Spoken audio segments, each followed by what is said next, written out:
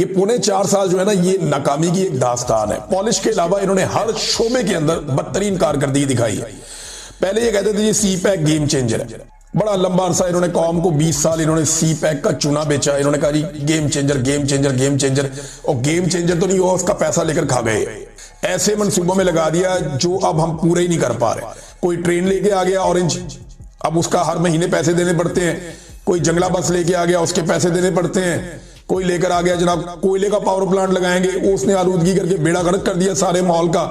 کوئی کمیشنیں کھا گیا. انہوں نے وہ تباہیاں پھیری, ایسے پروجیکٹ لے کر آئے جو بالکل کمائی کر کے نہیں دے رہے تھے. تو اس سے کیا ہوا کہ انہوں نے جو چائنا سے پیسہ ملا اس کو اللہ تللوں میں انہوں نے زیادہ تر اڑا دیا. اب جناب پہلے کہتے تھے سی پیک گیم چینجر ہے, جب اس کو تباہ و برباد کر دیا تو اب کہہ رہے ہیں جی مائنز اینڈ منرلز کا جو بل آ رہا ہے نا یہ گیم چینجر ہے. یعنی اب ہم پاکستان کے جتنے معدنیات ہیں, معدنی ذخائر ہیں, وہ بیچیں گے, ہمارے لیے یہ گیم چینجر ہے. حد ہو گئی ویسے ان کی بھی. پاکستان کے پاس وینزویلا سے زیادہ تو معدنیات نہیں ہے نا, ہمارے پاس زیادہ ذخائر ان سے زیادہ تو نہیں ہے نا. ان کی تو گیم چینج نہیں ہوئی, تو ہماری معدنیات سے گیم کیسے چینج ہو جائے گی؟ گیم چینج پتہ کیسے ہوئے گی؟ گیم چینجر بیٹھا ہوا ہے ڈیالہ جیل میں, اس کو باہر نکالو. جو نظریہ اس وقت اس نے اپنایا ہوا ہے نا وہ نظریہ ہے پاکستان کا گیم چینجر, کہ سارے ادارے اپنا اپنا کام کریں, آئین کی سربلندی ہو, آزادی اظہار رائے ہو, پاکستان میں عدلیہ آزاد ہو, پاکستان میں پارلیمان کی جو ہے وہ بالادستی ہو, پاکستان میں انسانی حقوق کا احترام کیا جائے, رول آف لا ہونا چاہیے. یہ ہے گیم چینجر. نہ یہ گیم چینجر ہونا ہے سی پیک سے, نہ یہ گیم چینجر ہونا ہے معدنیات سے. ابھی کوئی وہ وزیر دفاع کہہ رہے تھے کہ جناب گیم چینجر ایک اور بھی انہوں نے بتانا شروع کر دیا. انہوں نے کہا جی ہم اپنے طیارے بیچیں گے, جو جیٹ طیارے چائنا کے ساتھ مل کے ہم بنا رہے ہیں نا فائٹر جیٹ, اب ہم وہ بیچیں گے دنیا کو. وہ سعودی عرب کے ساتھ بھی یہ خبر آئی ہے. ویسے یہ خبر اگر ہو جاتا ہے تو بڑی اچھی بات ہے. سعودی عرب کو ہم نے بہت پیسہ دینا ہے, اور اب یہ کہتے ہیں کہ ہم طیاروں کے ساتھ یہ پیسے ایڈجسٹ کر لیتے ہیں. لیکن سوال ایک پیدا ہوتا ہے نا کہ سعودی عرب کے امریکہ کے ساتھ بڑے شاندار تعلقات ہیں. سعودی عرب اور امریکہ ایسے ہیں, وہاں ڈونلڈ ٹرمپ کے ساتھ بہترین تعلقات ہیں محمد بن سلمان کے. تو کیا امریکہ یہ برداشت کرے گا کہ محمد بن سلمان امریکی ہتھیاروں کو چھوڑ کر پاکستان اور چائنا سے ہتھیار خریدیں؟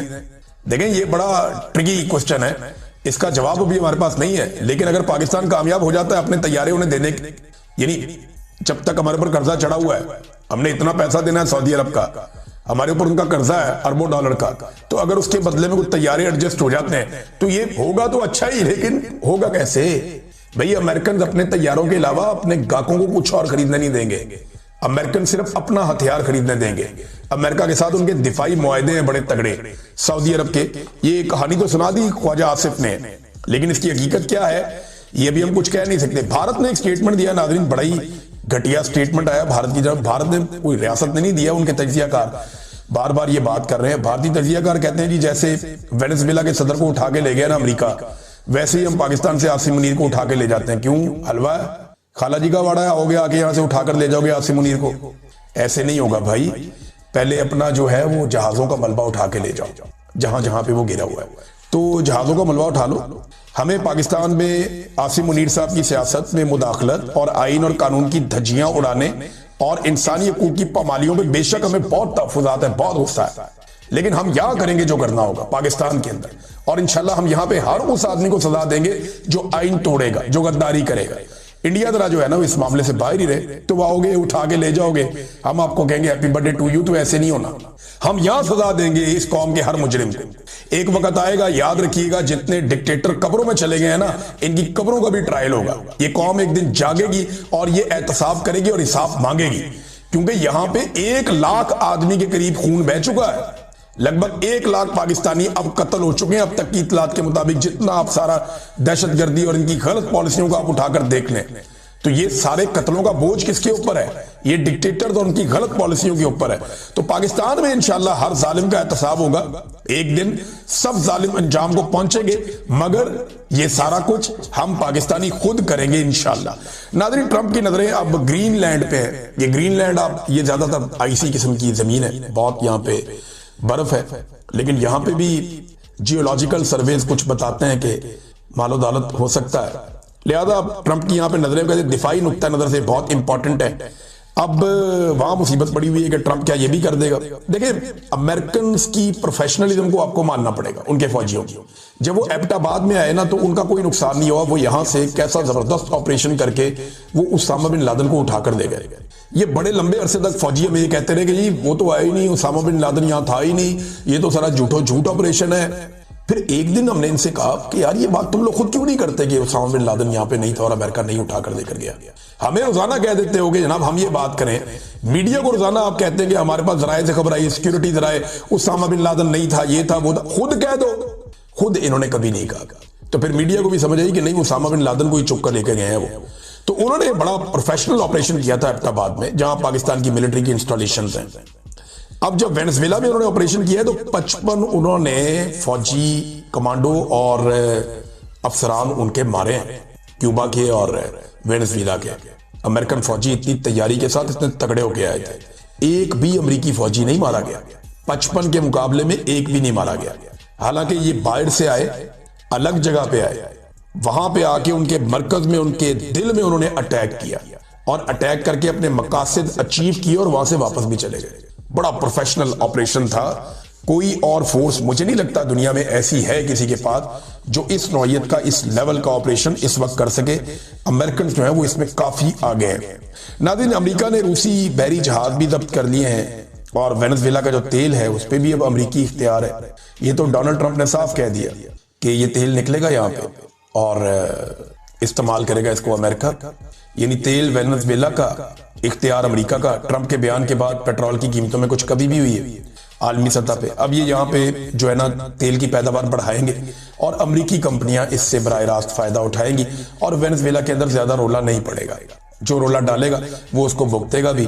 اور انیشلی ایک گارنٹی کے طور پہ ایسا لگتا ہے کہ مادورو جو ہے, نیکولس مادورو جو سابق صدر ہے وینزویلا کا, وہ امریکہ کے پاس رہے گا. اس کے بیٹے نے دیکھو سٹیٹمنٹ کیسا عجیب دیا. اس کا بیٹا کہتا ہے کہ ہم بہت مضبوط ہیں, ہم محفوظ ہاتھوں میں. یار آپ کے بیچ میں سے آ کے وہ آپ کے ابا جی کو اٹھا کے لے گئے, نمبر 1 آدمی جو وینزویلا کا ہے, تو آپ محفوظ ہاتھوں میں. وہ جب دل کرے جس کو مرضی اٹھا کے لے جائے. اور ڈونلڈ ٹرمپ نے یہ کہا بھی ہے کہ ہم یہ کر سکتے ہیں, بار بار کر سکتے ہیں, کہیں پہ بھی کر سکتے ہیں. امریکہ نے 2 بحری جہاز بھی اپنے قبضے میں لیے اور مبینہ طور پہ یہ بحری جہاز رشین ہے اور یہ تیل لے کر جا رہے تھے. امریکہ کے مطابق یہ غیر قانونی تیل لے کر جا رہے تھے وینزویلا سے, تو انہوں نے وہ قبضے میں لے لیے. اب وہاں سے جو بھی نکلے گا امریکہ کی مرضی سے نکلے گا. پاکستانی وزیر دفاع نے ایک عجیب سٹیٹمنٹ دیا. انہوں نے دعویٰ کیا کہ امریکہ اور وینزویلا کے معاملے پر ٹرمپ کی ناراضگی کے خطرے کو مول لیتے ہوئے پاکستان نے ایک واضح اور جرأت مندانہ موقف اختیار کیا ہے. ہم نے تو نہیں سنا. ہم نے تو جو سنا ہے وہ یہ تھا کہ صورتحال کے اوپر ہماری نظر ہے, اپنے شہریوں کی حفاظت ہماری ترجیح ہے, معاملہ امن و امان سے حل کیا جائے. انہوں نے تو کبھی نہیں کہا, کہیں نہیں کہا کہ جناب امریکہ نے غلط کیا, ایک اور ملک کے اندر گھس کے جا کے وہاں کارروائی ڈال دی. خواجہ آصف کہہ رہے ہیں کہ پھر یہ تو وہ پیوٹن بھی کر سکتا ہے جا کے یوکرین کے اندر. خواجہ آصف یہ کہہ رہے ہیں کہ پیوٹن جا کے یوکرین میں بھی یہ کر سکتا ہے. لیکن کیا پاکستان نے ڈونلڈ ٹرمپ کے یا امریکہ کے اس قدم کی مذمت کی ہے؟ اگر تو کی ہے تو سٹیٹمنٹ نکال کے ہمارے سامنے رکھیں, ہمیں پتہ چل جائے گا کہ انہوں نے مذمت کی ہے اور امریکہ کی ناراضگی مول لی ہے. خواجہ آصف پاکستان کے میڈیا میں کوئی اور کہانی سناتے ہیں کہ نہیں جی نہیں, پاکستان نے بڑا خطرہ مول لے لیا ہے, ہم نے بڑا موقف دے دیا ہے, اور وہ جو موقف ہے وہ جو انگریزی میں جاری ہوا ہے ادھر کوئی اور کہانی سنا رہے ہیں کہ ہم صورتحال کو دیکھ رہے ہیں, امن و امان سے رہے سارے. وہاں کہانی کوئی اور ہے, ادھر کہانی کوئی اور ہے. یہ اسی طرح کرتے ہیں. یہ باہر ملکوں میں جا کے کہتے ہیں عمران خان جو ہے وہ کٹر مذہبی آدمی ہے, یا پاکستان میں آ کے کہتے ہیں کہ ادیو کا ایجنٹ ہے. اور یہ منافقت ان کی اب اس لیے پکڑی جاتی ہے, پہلے کام چل جاتا تھا, اب سوشل میڈیا کا دور ہے, لوگ پکڑ لیتے ہیں.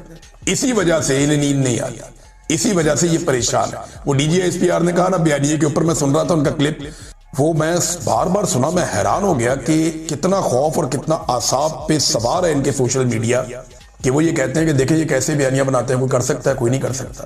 تو واقعی جو عمران خان نے کر دیا وہ آپ میں سے کوئی بھی نہیں کر سکتا. عمران خان صاحب سے ایک بڑا گھٹیا سوال ایک شخص نے وہاں پہ کیا اور ایک مذہبی کارڈ استعمال کرنے کی کوشش کی کہ خان صاحب آپ صرف لا الہ الا اللہ کیوں کہتے ہیں, آپ یہاں پہ کیوں رک جاتے ہیں. یعنی یہ کتنا غلیظ اور گھٹیا حملہ ہے مذہبی نوعیت کا کہ ایک شخص کو پہلے جان بوجھ کے ایک جھوٹی چیز کے اندر قاتلانہ حملہ اس کے اوپر کروایا گیا اور اب دوبارہ سے اس کے خلاف وہی کارڈ استعمال کیا جا رہا ہے, اور اس کے لیے جو ہے وہ گھٹیا لوگوں کو پہنچایا گیا عدالت کے اندر, جیل میں.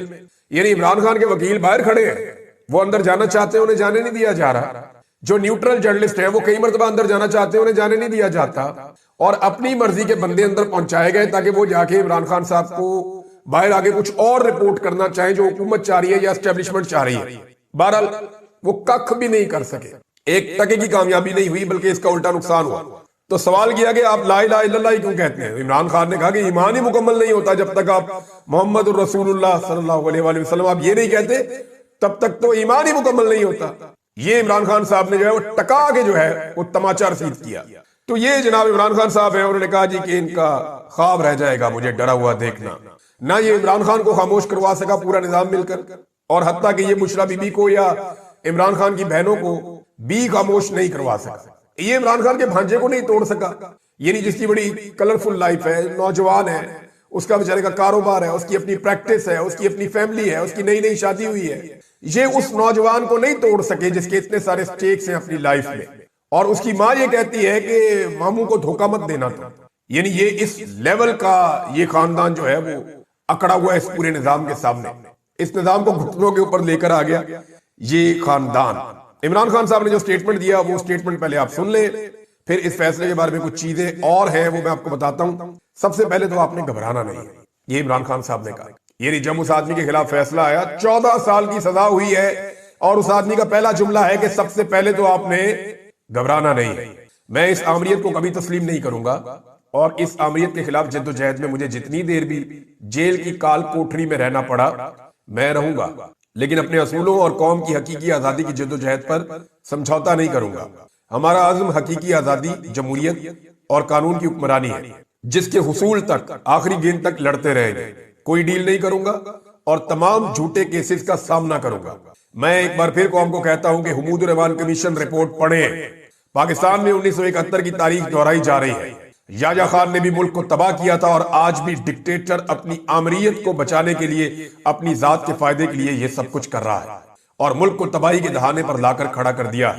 القادر ٹرسٹ کے کالے فیصلے کے بعد عدلیہ نے اپنی ساکھ مزید تباہ کر دی ہے. جو جج آمریت کو سپورٹ کرتا ہے اور اشاروں پر چلتا ہے اسے نوازا جاتا ہے. جن ججز کے نام اسلام آباد ہائی کورٹ کے لیے بھیجے گئے ان کا واحد میرٹ میرے خلاف فیصلے دینا ہے.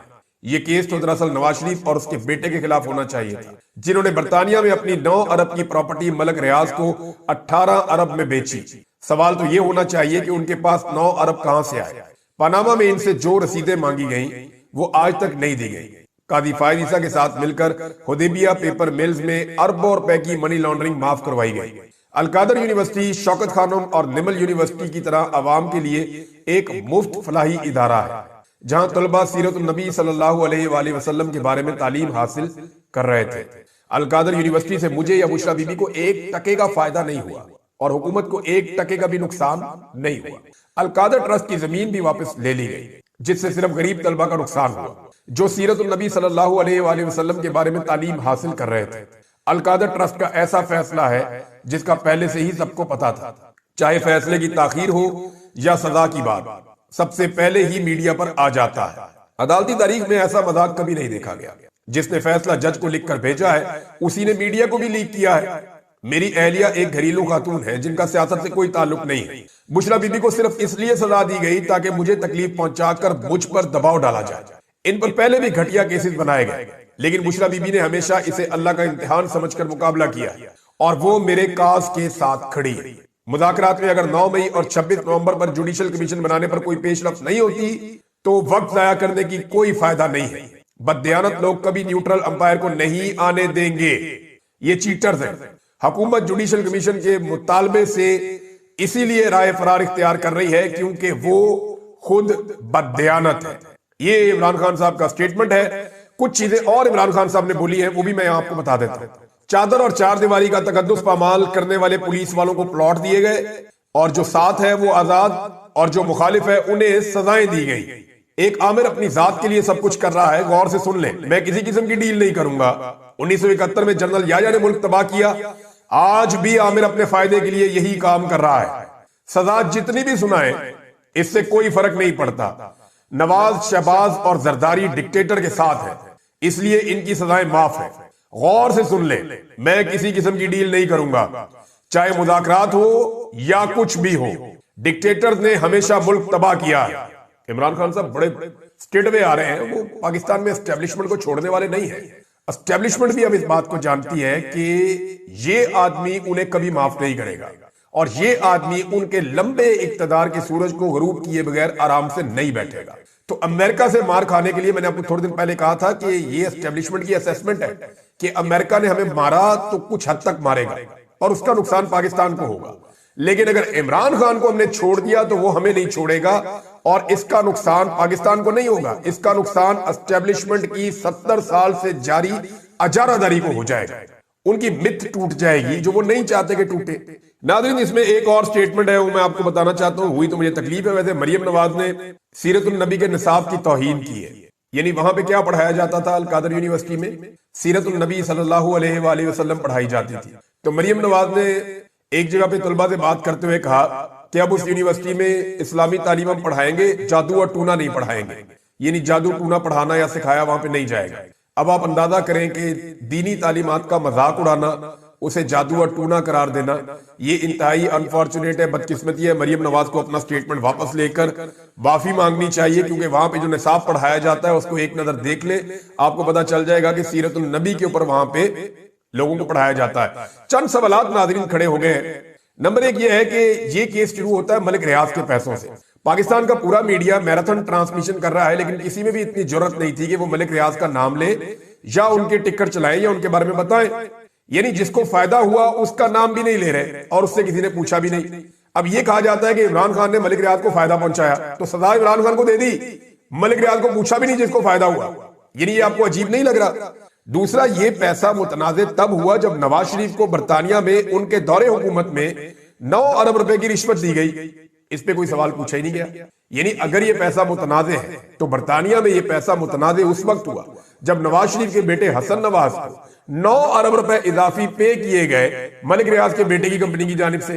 तो ये 9 अरब इजाफी क्यों दिए गए, इसका सवाल जज ने पूछा ही नहीं और ना कोई जानना चाहता है। तो मामला यह है कि मलिक रियाज को फायदा पहुंचा, उनके खिलाफ कोई कार्रवाई नहीं।